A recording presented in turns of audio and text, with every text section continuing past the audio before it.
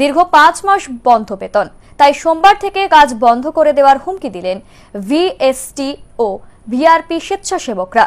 শুক্রবার মাটিগাড়া বিডিও বিশ্বজিৎ দাসকে ঘেরাও করে বিক্ষোভ দেখান বেশ কিছু স্বেচ্ছাসেবক। জলবাহিত রোগ নির্মূল করার জন্য ভিলেজ রিসোর্স পার্সন নিযুক্ত করা হয়েছিল। তাদের 175 টাকা দৈনিক সাম্মানিকের বিনিময়ে কাজ করতে হতো। মাটিগাড়া ব্লকে প্রায় 400 স্বেচ্ছাসেবী কাজ করেছিল। স্বেচ্ছাসেবীদের কাজের জেরে বর্তমানে ডেঙ্গু, ম্যালেরিয়া অনেকটাই নিয়ন্ত্রণে বলে দাবি তাদের। জুন মাস থেকে বেতন না পাওয়ায় এদিন তারা জানান ঘর থেকে পয়সা খরচ করে তারা কাজ করতে পারবেন না।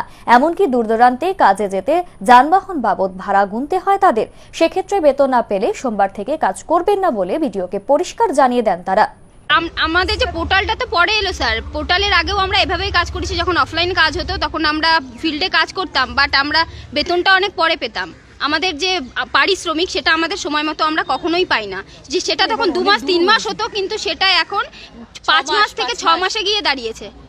তো এইভাবে যদি আমরা না এত ডিলে করে যদি পাই বেতনটা, তাহলে তো আমরা কাজ করতে পারবো না স্যার। এইভাবে তো যাওয়াও সম্ভব না। না আর সামান্য কিছু বেতন, এমন কিছু বেতনও পাই না আমরা পারিশ্রমিক পার ডে হিসেবে 175 টাকা পাই। এটা তো এমন কোনো টাকা নয় যে আমাদের দিতে পারছে না অনেক হিউজ অ্যামাউন্ট বলে। তো সেরকম করে আমরা তো সেটাই জানাতে চাইছি, আমাদের এটাই আবেদন। এতদিন আমরা অনেক কষ্ট করে এগিয়েছি, এখন আর আমাদের দ্বারা সম্ভব না। আমরা সোমবার থেকে কাজটা বন্ধ রাখছি। যতদিন না আমরা পারিশ্রমিক পাবো ততদিন আমরা কাজ করতে পারবো না।